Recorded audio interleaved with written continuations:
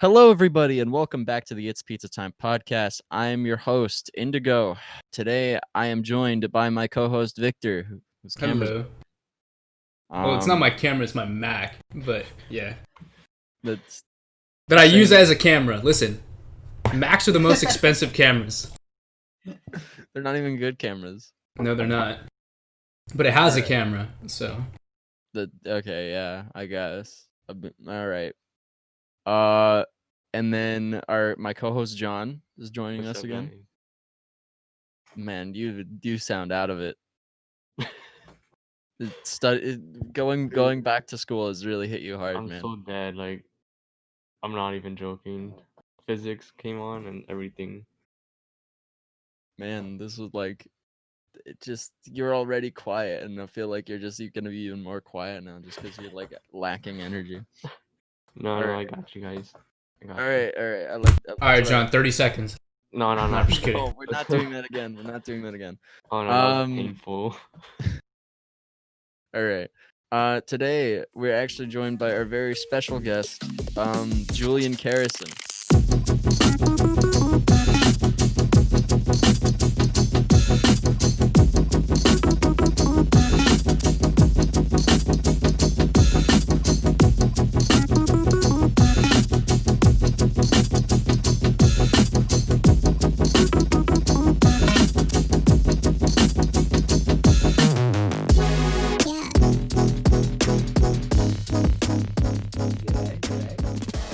So, yeah. For everybody who doesn't know who Julian Carisen is, what Julian Carisen is, what Carisen Collective is, would you like to explain, like, briefly summarize everything you do?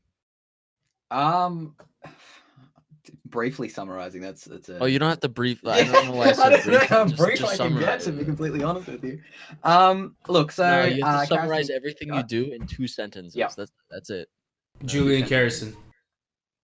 That's the sentence. I mean, that's 2 words. There you So halfway there. Okay. So I run a label called Carisen Collective. Basically, it's straightforward a label. Trying to get some artists out there from some exposure. I also work with a bunch of larger labels in terms of moderation. So Monster Cat, Trap Nation. Work with some artists such as Gamma and Matt Duke. So it's just I've got a couple of other things out there in the industry too.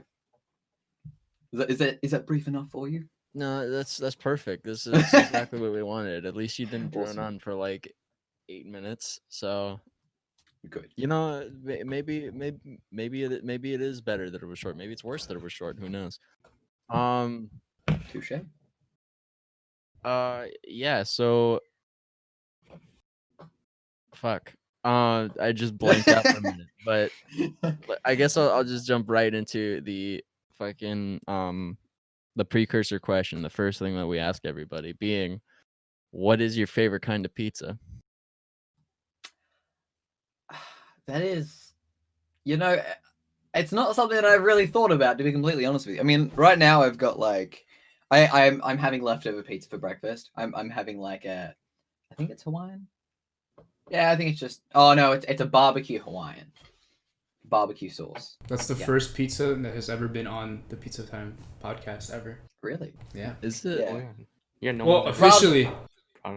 Well, rather than barbecue meat lovers, it's just Hawaiian with the barbecue sauce instead.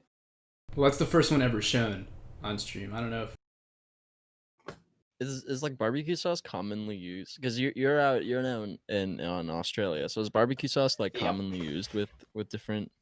Can't say it is. It's most people are like, oh, just straight out Hawaiian, or they're meat lovers and they're supremes and they like to be all fancy. I don't know. Like, it's like when you have a rack of ribs, instead of have it like, I don't like the meat part. I like the fact of the barbecue sauce. Like, that's what makes it good. It's so weird to explain, but you know what I mean? Yeah, I never heard anybody be like, I like ribs, but I don't. That's really what you said. I think I used a really bad example, but it's like having pasta without the sauce. Like, it's not mutually exclusive.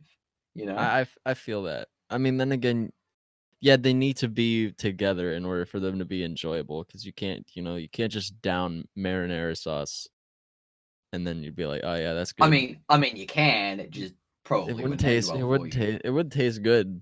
I'm just saying. Are you talking from experience? I mean, like, have you He's not ever denying it. have you ever just gone for like just eating just straight ketchup, like without anything with it?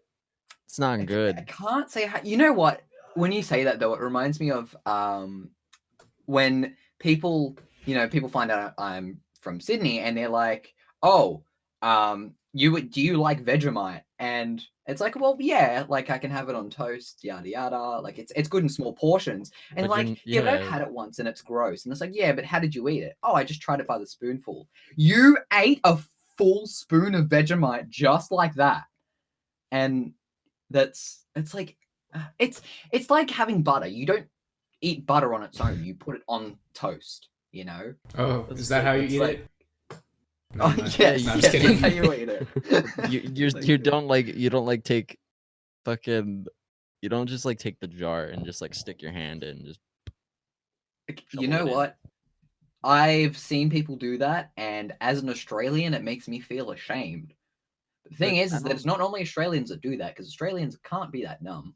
yeah, but it's like people think it'd be like, oh, it's like peanut butter or like fucking Nutella, like it's Yeah. it should taste good, so I should be able to like eat it without anything with it. But it's like, no, it's more like fucking, Yeah. I don't know, it's like fucking, I'm trying to It's think of yeah, something you put on a sandwich that you don't want to eat by itself. Mayo. pretty much, yeah. Yeah, that's exactly what it is. You don't want to eat a fucking spoonful of mayo. I mean, I don't. No, you wouldn't. No. You really would not. No. I had to think about that one there for a second. Like, the thing is, with mayo, you can't put too much of it on there. Or it just tastes weird. I don't know. Yeah, that's true. That's true. I don't know. Can't say I have many food discussions like this, except for when I see YouTube videos of Americans putting on a really really bad Aussie accent, and they're like, "Oh, today I'm going to, eat a spoonful of Vegemite to prove my allegiance to Australia," and it's just why? Why would you do that? Yeah, that's just For the YouTube views. True. Yeah, it's like it's like basically giving yourself a death sentence just for the views. It's like, oh, I cut off my finger because I can get 1,000 subs from it. The same thing with like eating like ghost peppers or just like stuff that's like really Oh hot. yeah, that's a Yeah. better example, a much more realistic example. Yeah, Remember It's when like, God. remember when people would eat spoonfuls of cinnamon? Just cause. Just like I just heard as that. was I used it to was do a that. challenge to eat a spoonful of cinnamon. I mean, you gotta like look at all of the challenges that has ever, the ice bucket challenge, Oh, yeah. all this like social media shit, mannequin challenge, all It's kind of. You- fucking- you should it's all have- stupid. That's just fact. What annoys me most is that people from Australia look at people from America doing those things and they think, oh, we're going to do that too because it looks cool. And it does not work. Like, pretty sure it started from like the ice bucket and then the mannequin challenge. And then there was like, I don't know if you guys ever heard of the run straight challenge. Like that one went downhill a bit. And then it went into like, it went downhill from what I saw. And then TikTok came and Oh, that fuck TikTok, brought man. along the train. Oh, I can second that. I severely dislike it. Not just because of the community, but because of the social promotional side of things. Yeah, like I personally wasn't even a big fan of Vine when it initially came out. Like I actually didn't even have Vine on my phone, and I still Me don't even. neither. I've Yeah. still have never downloaded TikTok, but of course you catch the ones that are popular enough to go on different platforms like Instagram Yeah. and Twitter.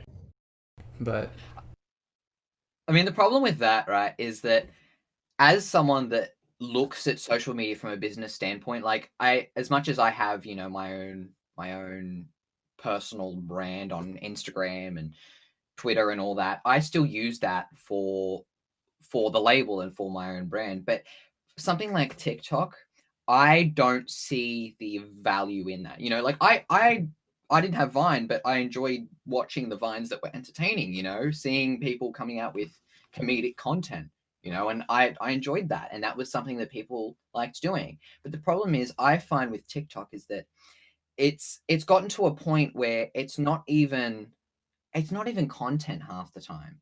You know, it's like when people on Instagram, like, you know, post a mirror selfie with the flash on and you can't see anything. It's like, what are you trying to achieve from that? You know what I mean? I guess Attention. Yeah. And it's the same thing with TikTok. It's like no one wants to see you do a dance that 20,000 other people are doing, and you're not putting any extra flair onto it, no sense of comedic timing or value, you know. I guess it annoys me too, because I do acting as well, and I do a lot of that in the creative industry, and seeing people try to be funny and it just not working on TikTok really makes me want to die. I feel like, yeah, it's kind of like, it's super cringy, but I feel like it's worse when they try to be funny using other people's like audio, and it's like Yeah. they're not even making the joke themselves. It just makes it so much worse, just knowing that it's not. Or when it's like, I've seen ones where they're mouthing what they're saying, but then they write the subtitles, and it's like, just say it, just say it, man. But what about the deaf community? Dude, what deaf person uses TikTok? The thing is, I don't think the deaf use TikTok. I don't think the deaf would like to use TikTok. It's just a bunch of people like fucking doing really quick motions, and then it's just like, probably just scares them. Like, what is this? It's just like cursed videos to them.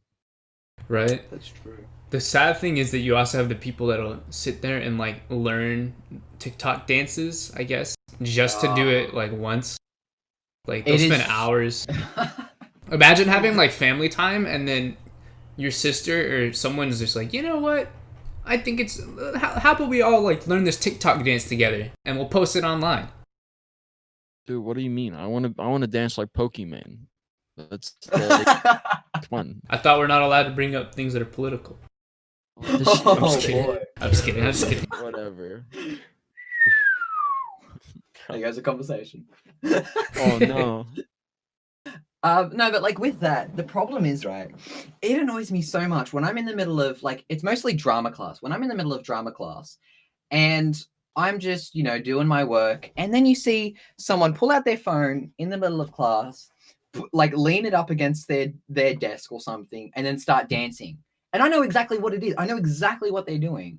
And it just annoys me. It's like, and the thing is that occasionally gets views too. It's like someone's like, oh, I got 1K views on TikTok, and you look at the video and it's literally them. Like, oh, there's one guy at my school, right? He's this guy that doesn't work on his brand, right? He's got this fitness brand, right? And he posts videos of him like working out, and very often of a shirtless him and things like that. And then he constantly pushes out the like his brand too. He'll scream it out on the school bus and he'll do all of that. And it's just annoying because like there's no value in that, you know? I don't scream for people to follow what I'm doing on like in the middle of nowhere, you know? I should bring it up into conversation. You should do that. You know? Take a megaphone with you out in public and just go subscribe to Carisen Collective. Well, at that point, you would have people turned off to it too. The thing is, like, I don't like people that like talk about their shit in person unless like you're just having a casual conversation like with the person, right? If you're like, what do you do for a living, and they bring it up, I'm not gonna fucking hate them for bringing it up. No, and it's cool. At that point, it's cool. I'm talking about the people that are. Have you like been in cars and then you're just driving and some dude has their Instagram tag on their car? Like, what are you doing, bro? And also, it's like, if you're just out here like putting stickers on everything, like with your tag as well. Like I sometimes will walk around Santa Monica and people just take stickers and they'll put their tag on it. And I recently saw like a video. Stickers. I recently saw like a video of some girl like making cutouts of her Snapchat QR code and like dropping on the floors of like stores and shit like that, so people would follow her. It's like weird. That is Who weird. would I mean, pick up a SoundCloud QR code off the floor, then scan it? Like, Well, I that's mean, so much trouble to go through. I wouldn't fucking. It's just like, oh shit! Now I have to lean over, pick it up, and then I have to open my phone and fucking scan this thing. I mean, if you're curious enough, you'll do it. But of course, you're only gonna gain maybe like 1 or 2 followers from that, and a lot of people were like crucifying that person for littering because they're just dropping shit in the middle of stores and just on the floor. But It's very You know, fair. You're actually- just making it harder for employees.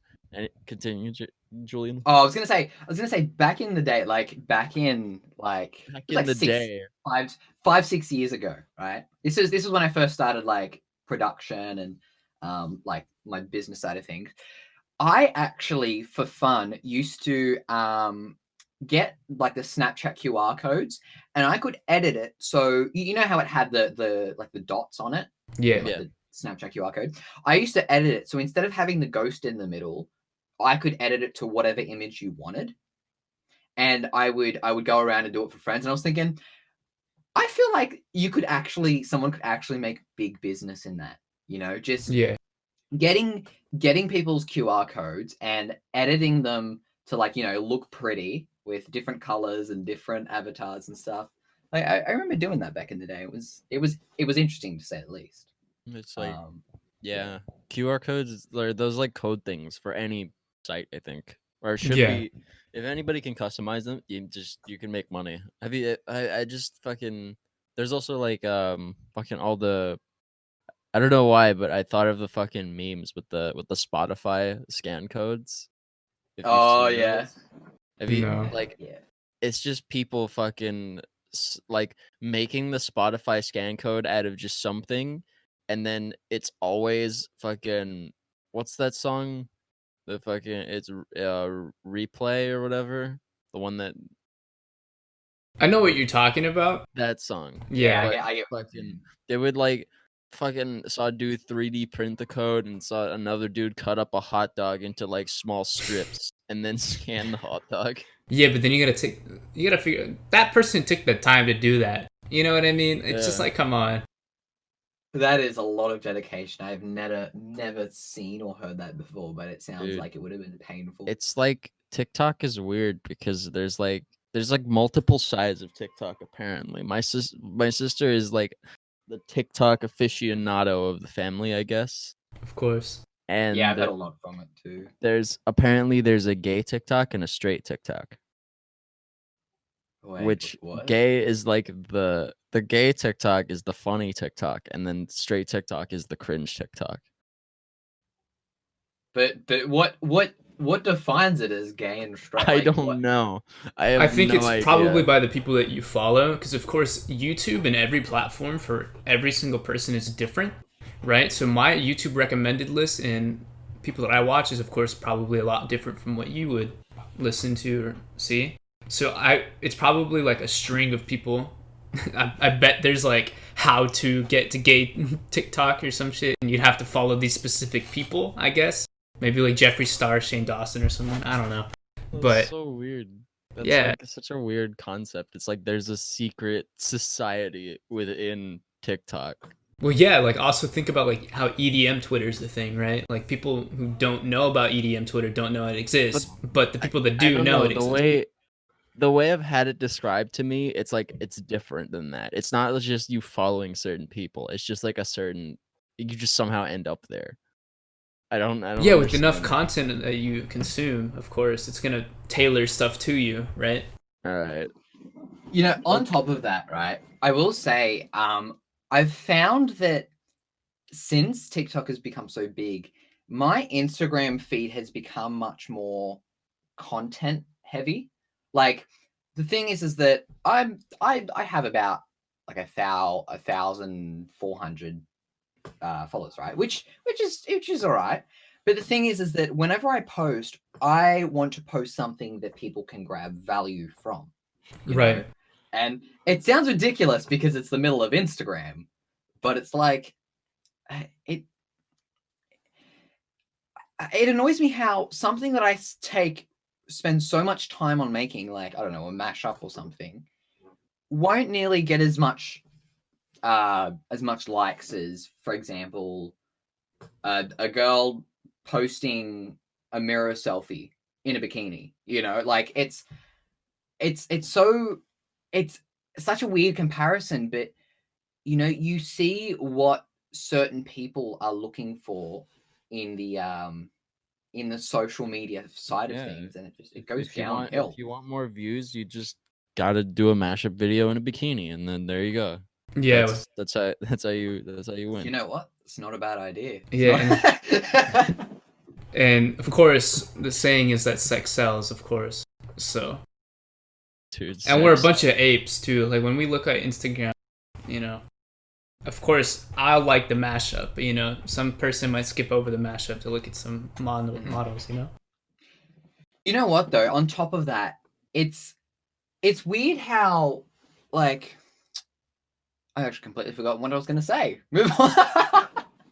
I was just thinking how, like, when I look at, oh yeah, that's what I was going to say. People from online or people from the music community that, you know, I follow and follow me and yada yada, they will give me more support on my personal projects. So my Instagram, my Twitter, like things on YouTube.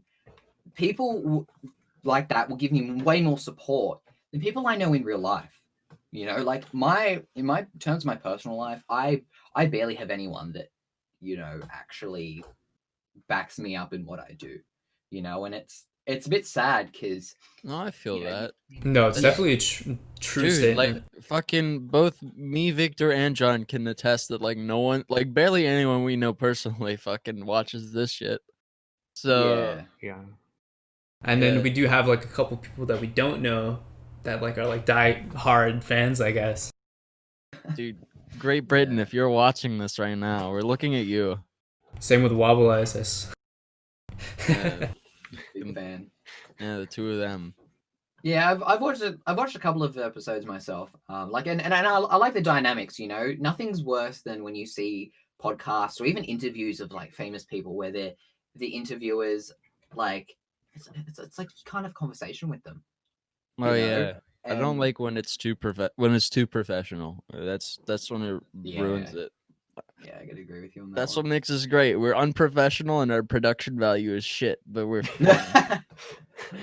I mean, as long as you enjoy doing it and you feel as if, you know, it's getting somewhere, then Yeah. you know, like I've seen the guests that you guys have too, and it's, you know, you guys definitely have those Because it's like connections. we try to get away from the projects and more of the people. It's because it's also the way I like to think of it. It's our show, but it's your episode. It's not like when it's your episode, it's about you. It's not about us. Fuck off, us. Yeah, 'cause you have like interviews that are like, Yeah. can you explain to us what your motivation and inspiration was for this project and stuff, and like, can you tell us about that one snare? How did you make that? And it's just all bullshit. Like, I get it. Like, people do want to know that kind of stuff, right? But at the same time, it's like you want to know more about the person, right? When I'm going ahead and like, say for instance Skrillex or whatever, I want to know more about him, right? I don't want to know how he made this track. I want to know what he does on a daily basis and how he lives his life, you know? Yeah, definitely. I mean, on top of that, it's a bit weird, like, you know, being on Discord and talking to a lot of people that I don't know about you guys, but I've been able to speak to a lot of people that I look up to. You know, a lot of people in the music industry. There's another place that I moderate that's for like large creators and stuff. So there's a lot of people that I have spoken to that I watch on YouTube.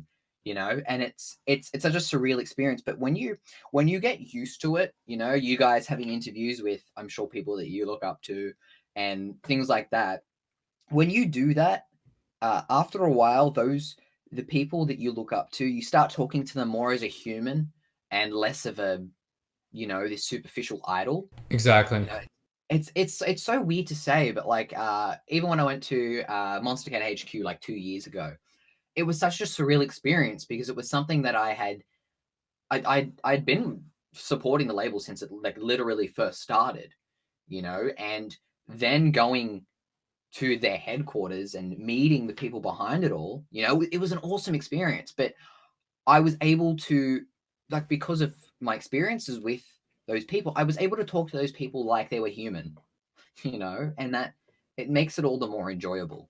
Right, because then you have like people that super fan over certain people are like they're like, Yeah. oh, you changed my life or whatever. But then from the artist perspective, what can you say besides thank you? Like, And it Yeah. gets overwhelming for Yeah. a lot of people too. It's Like I 'cause remember, yeah, go on. Yeah, I was like saying because like some people they like a lot of people they put artists on like this pedestal, and then when they meet them they have like this high outlook on what they are, and then they don't ever like even after meeting them they don't ever take them down from there.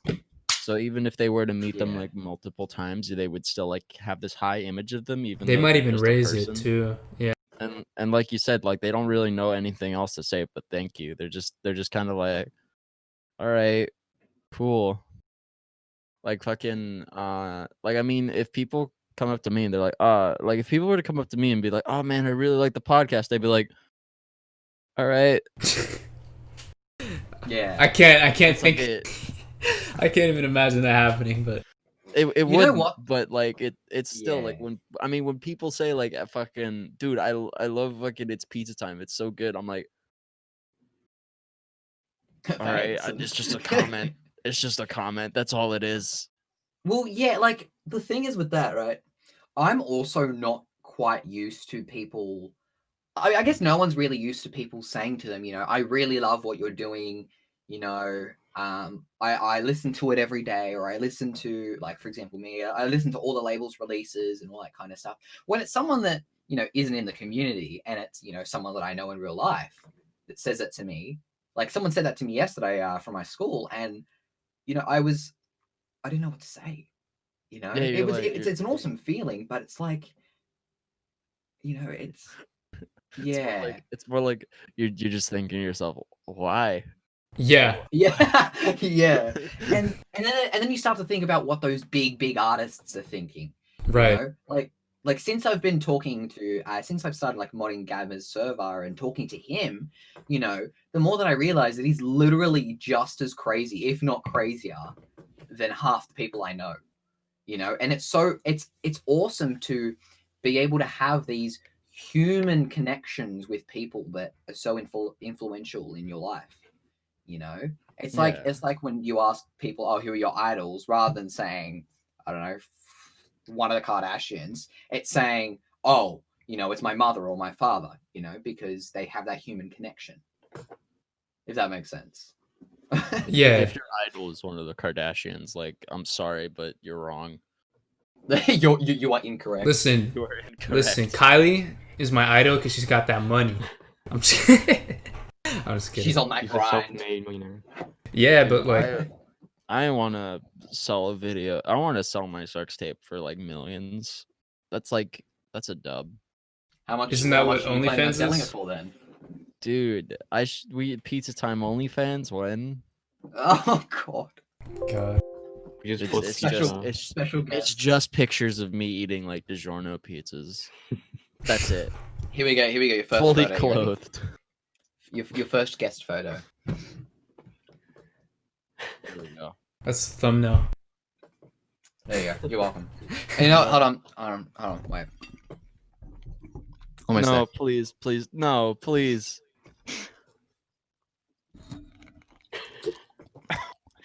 Oh, No. freaking dropped the. Bro. I have to edit the audio of this, man. I have to listen to that. ASMR. You're welcome. You're welcome. Yeah, with the Pizza Time ASMR too. I'm just gonna look over the fucking audio of this, and there's just gonna be a spike in volume just right in the middle, and I'm gonna be like, "Oh, I know exactly what that is." You're welcome.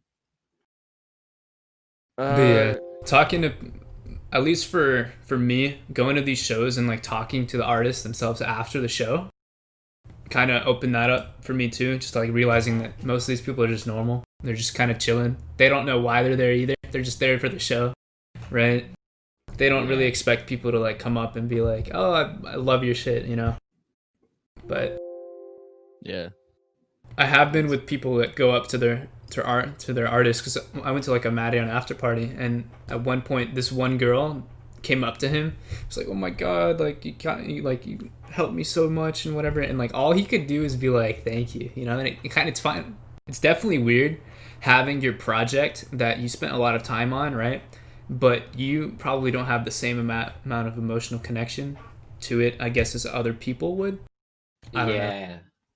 Like, of course, people like go ahead and like cry to songs, right? And like, or like a song will uplift their day.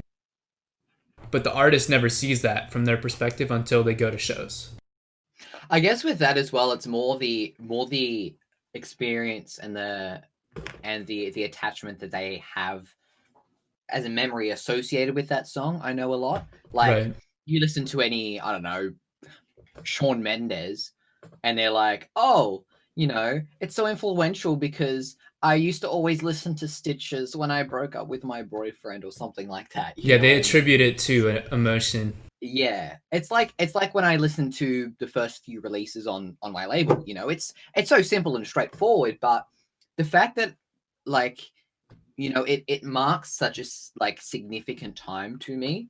You know, there was this one day where we only had one track out on the whole label, right? And I was having a voice chat with like 5-6 people on the server, and we were all just listening to the song on loop because it was such a it was like the feeling of something that we had collectively worked together to you know, release and distribute.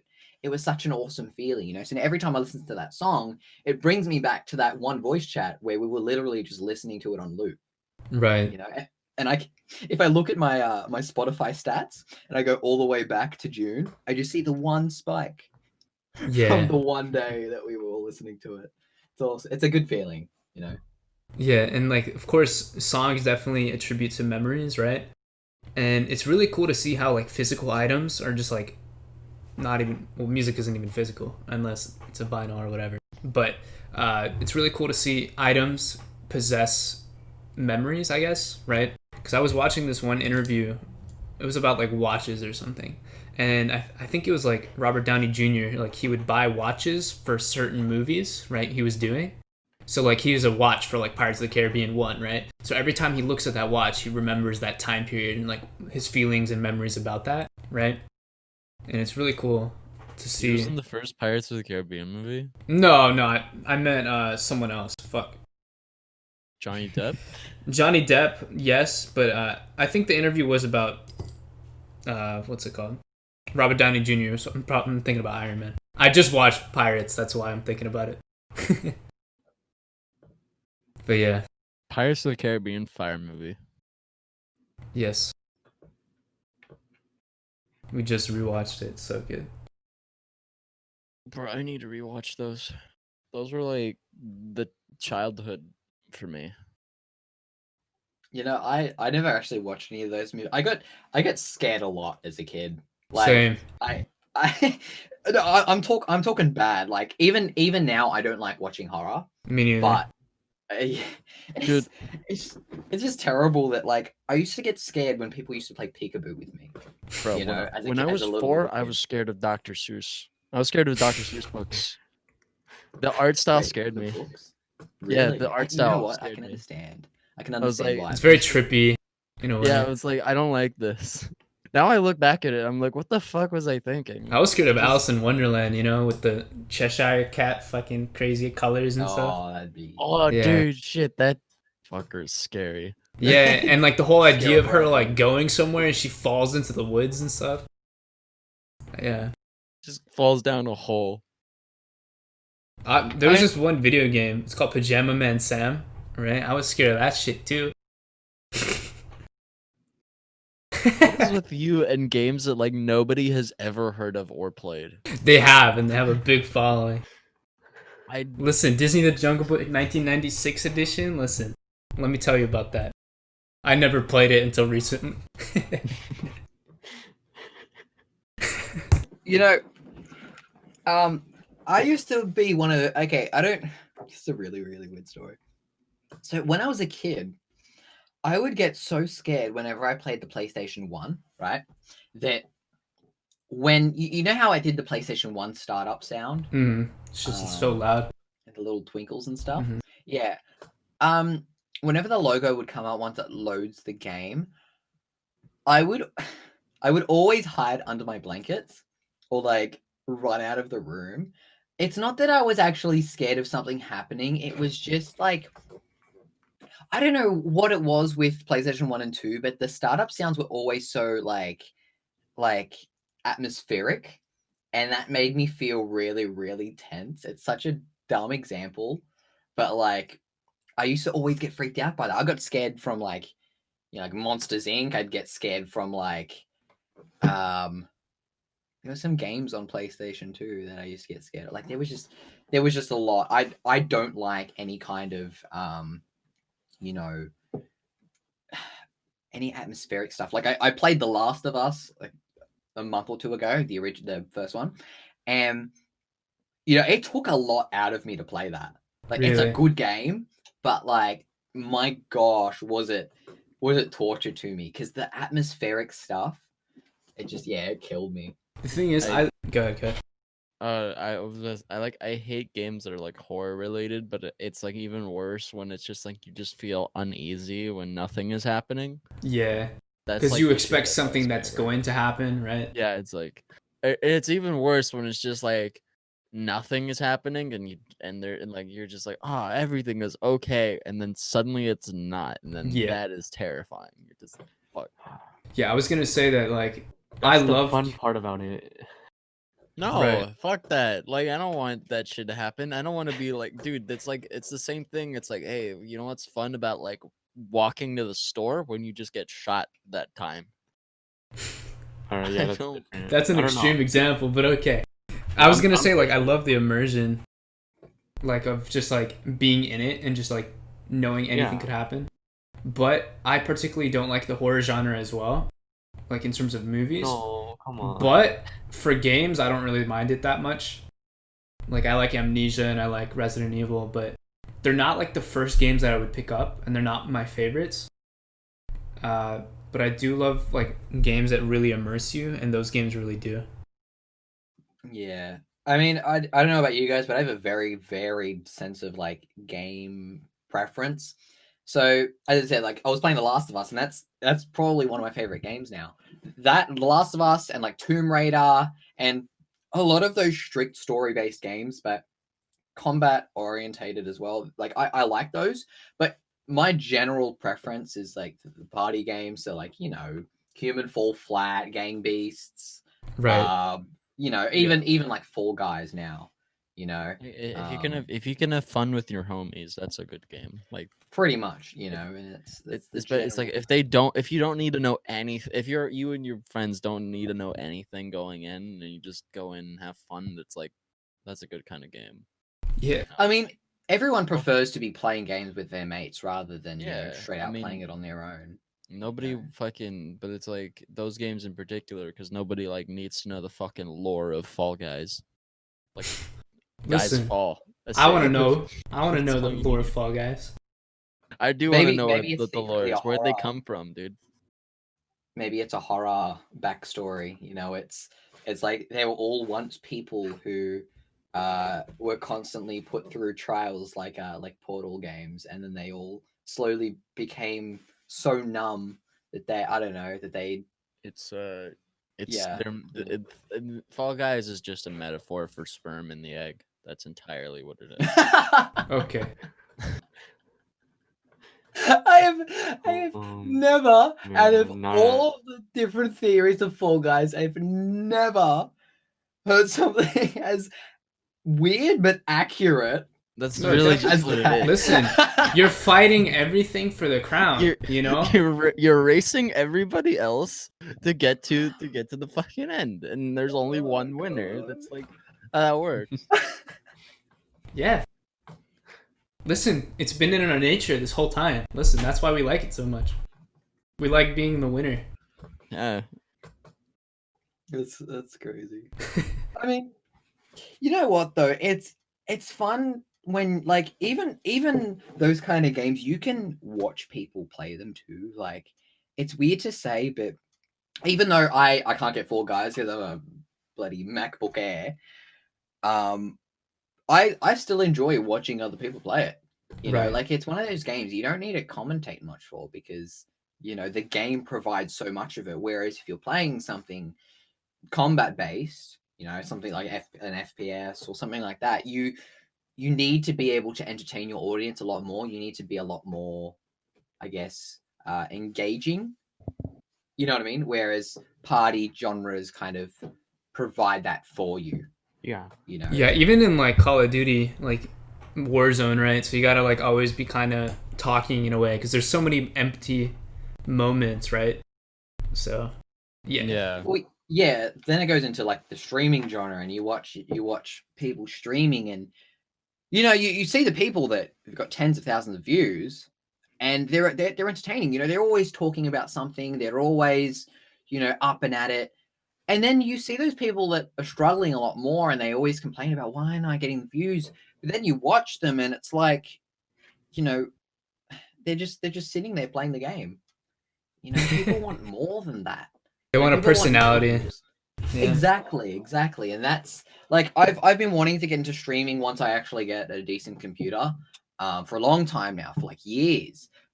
But even just watching other people, it's like, to me, it's like performing on stage. You need to put on this persona. You need to, have that like entertaining nature. Like you look at, those people that have a persona like Dr. Disrespect and bloody Jay Schlatt and people like that, and you see that they've got that character that they constantly portray that keeps people engaged. Right.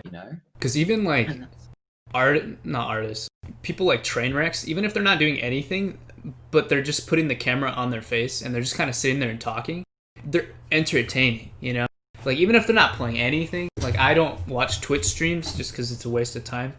Like maybe I'll have it open if I'm doing something else, maybe if I'm playing a game, but typically I don't. But I typically always go for the person that's entertaining rather than someone playing a game, of course. So yeah, I mean, like, I've been seeing a lot with a lot of YouTubers going back to YouTube after going onto Twitch, and it's pretty straightforward. They don't like being able to cut and edit things as they need to. Whereas with Twitch, it's like everything you say is being broadcasted and can get clipped at any moment. Right. It's just it's a bit extreme when you see people buckling down under that pressure of having to stream. Yeah, that's I get very preachy about a lot of subjects, as you might be able to tell. Yeah, with streaming as well, you also get the sense of like actually interacting with your viewers, I guess. Because like with YouTube, it's of course you can't interact with them face to face unless you do like Zoom meetings or whatever, which is whatever. Comments don't help very much, right? And it's the same idea with like streaming festivals. Like you don't see that face-to-face connection. Like you just see the text. But I feel like streams are definitely more engaging because when you type something out, they can read it and they can answer it right there. While rather in a YouTube video, they can just answer it, I guess, later on, or just like through comment. Yeah, definitely. I mean, even with the festival that my record label holds every year, right? Last year we did it on Minecraft, and it was a fun, first little introduction into what we were starting. This year we did it on YouTube, right? But we had so many issues and so many delays simply because of the fact that YouTube has so many restrictions and so many errors, and it kept getting blocked for really dumb reasons. Like this is around the time that YouTube started blocking like Denmark songs and people from Denmark from watching that stuff. So we had a couple of people on our server like obviously feeling left out because they were from Denmark. But then because of the copyright getting changed, it blocked our videos entirely. And I found out that was why we had to delay like twice, because things just kept getting blocked and things kept coming up, and it was just so annoying, and inconvenient. But yeah, it went well, but it's just being able to deal with all that pressure. Streaming, it's more so the fans. With YouTube, it's more so trying to get on the algorithm and trying to appeal to people and get new people. Right. In terms of in-person concerts, how is Australia doing with the quarantine, and have they been doing anything in terms of concerts? Like, have you seen anything going? Look, I'll say as a general thing, Sydney absolutely sucks for the music scene. Like, there is, I will tell you that a lot of people, well, most people here either care, like, the only music they'll care about is stuff on the radio and mumble rap. So, just Right. the hip hop genre as a whole, and I don't know if that's like what it's like where you guys are, but that is something I have to deal with a lot, and it just pains me because, like, stuff here on the radio, obviously it's good and, it deserves the exposure. But then you see a lot of what people listen to on Spotify and what I listen to in, like, when I walk into a store. Like, the problem I have, and now I'm very open to a lot of music. I can listen to pretty much anything except for hip hop, right? That's interesting. Because, yeah, I mean things like prop rapping like Eminem and that kind of stuff. I can appreciate that, because rapping is that style. But when it turns into mumble rap, it's something I personally, I don't know. It's like, I see from a label's perspective and, like, working with artists, I see the effort that artists put into making one track. It takes them months to make a single track. And then you see these people that, yes, the mastering and the mixing is good, but it's like, oh, I release an album every month, and I spend an hour on each, and it's like, it's really weird to say, but as someone who sees the effort put into other genres of music, it's almost as if it's like insulting that it represents the music scene now. It's like me. I get you, I guess. Yeah, it's like if I made a song about, I don't know, just something really dumb and, I guess, inappropriate too. That would get, if that got many more views simply because of what the topic is about, it's like, why? Yeah, I get the song's funny, but yeah, like, you get what I mean. It's just something where I've been seeing a lot of songs where, I'm trying to think of a song in general where it's like it's just some random topic, or it's just something really, really stupid. WAP, And the new Cardi B song. Literally okay, trash. But, like, of course, it's okay. look, yeah, It's like very difficult to talk about, right? Because then you'll have people that are like super stans of these people and think that anything that they do is the best, right? But on the other hand, maybe it did take a lot of effort, right? Maybe it took time to put these artists together and actually get something done and whatever, right? But it definitely is more low effort than some things that other people do. But at the same time, you're catering to an audience, right? And of course, like we mentioned earlier in the episode, that sex sells, like, and that song is clearly very sexual, right? And even the singers are beacons of that. So it really just goes to what the audience wants, right? And with EDM, it's very hard to expose yourself to bigger markets, right? When you have so much bigger players in the market throwing things like that out, So, and of course, EDM artists don't really have that big of a platform as well. Like, you'll have people that go on the radio, right? But even saying that, like, radio itself is kind of done, right? Everything is on Spotify, right? Streaming. So it's And of Yeah. course, you have like these Spotify playlists, and everybody's throwing playlists and stuff. And it's, I don't know, you get a lot more promotion for hip hop and things that sell a lot more than things like EDM. Yeah, definitely. I mean, I feel that when I respect the grind when artists push their name out there in ways that are you know responsible, not just promoting your song on the SoundCloud page of every single artist that you find. You know that Those stuff just people. that stuff pisses me off so much. Yeah. Just like that guy that screams for everyone to follow his brand on It's the same school exact bus. Like, thing. Yeah. it's the same thing, and it's like I I want people to be attracted to the label because of what the label provides, not because, oh, we release this music and we do this and we do that, and really really trying to force it in down people's throats, but rather what I really really work on is keeping it community orientated, so that the community is like, wow, I love this community, I want to bring more people to it, and Yeah. that's something I feel is much more powerful, right? You see, like, I don't know if you guys are on the Trap Nation, in the Trap Nation community. It's like it's the biggest YouTube music channel, right? And yet the community on the proximity server gets much more activity simply because the proximity has a much more dedicated fan base. Yeah, I rather have You a know? more dedicated fan base than a bigger one, of course, because then you can interact with your people more, right?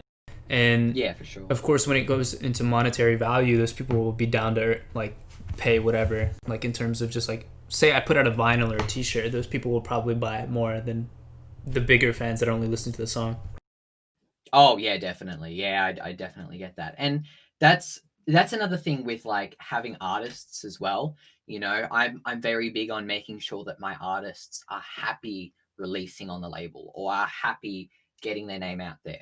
I don't want to, because that's why we don't sign artists. We only sign the tracks, right? Because I want the artists to be like, I had such a good experience releasing this song, that I You want to do it again, or they I just want to do it have, again. Yeah, or just they have and like a connection to you. exactly. And I've had artists that have that released with us a year ago when we first started, then drifted off to try and find other projects and other labels, and they actually ended up coming back because they're like, I missed the community.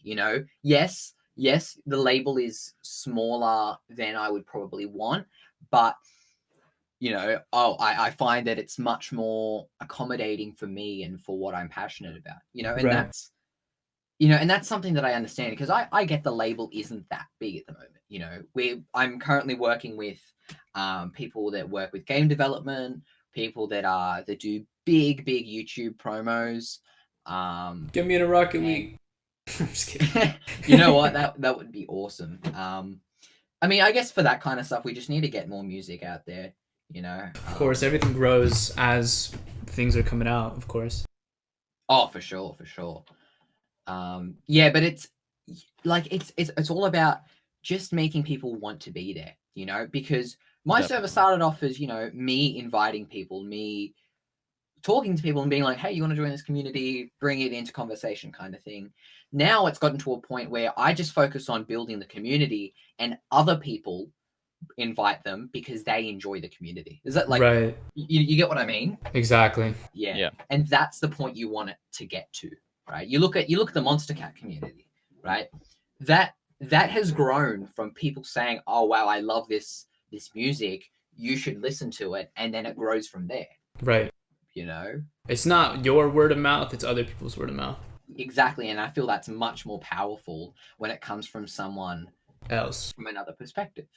Well, Right. definitely. And we've Like- kind of sensed that here too as well, like in terms of our server. Like we invite, of course, some artists, right? But over time people will just start Yeah. joining because they want to. So Yeah, it's like Oh, for I'm sure. not gonna fucking when we talk to other artists, we're not gonna be like fucking, oh, there's John again. Now he's back. Fucking. Yeah, I got disconnected for a bit. My bad. Oh yeah. You're good. You're good. But fucking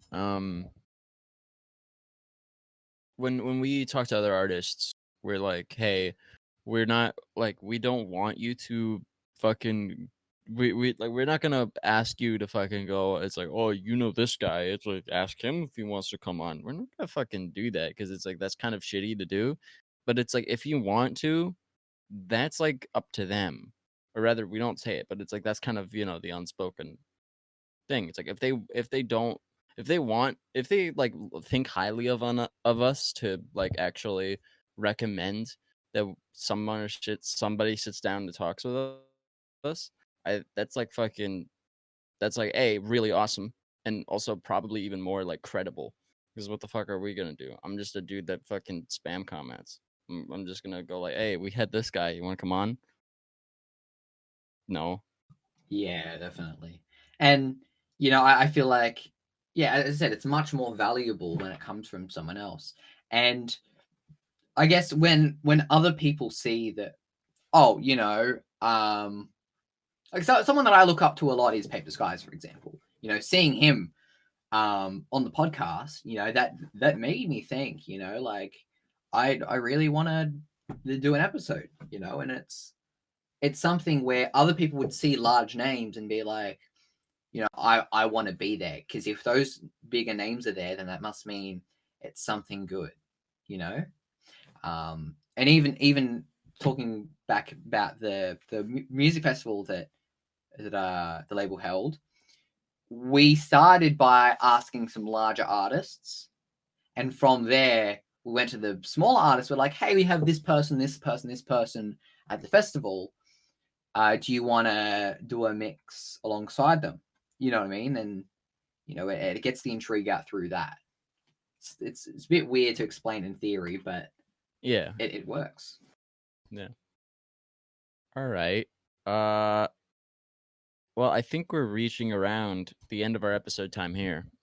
We've already been talking for like an hour, surprisingly enough. Wow. So I guess, is there anything that like any last words that you want to give anybody listening before plugging and everything? Honestly, I'd only really give advice to people that are wanting to, I guess, get their name or brand out there. Just focus on something that you feel you are passionate about. Build a community from that, but focus on the community. Don't focus on, this is my content, listen to it. Start DMing people, hey, listen to this song.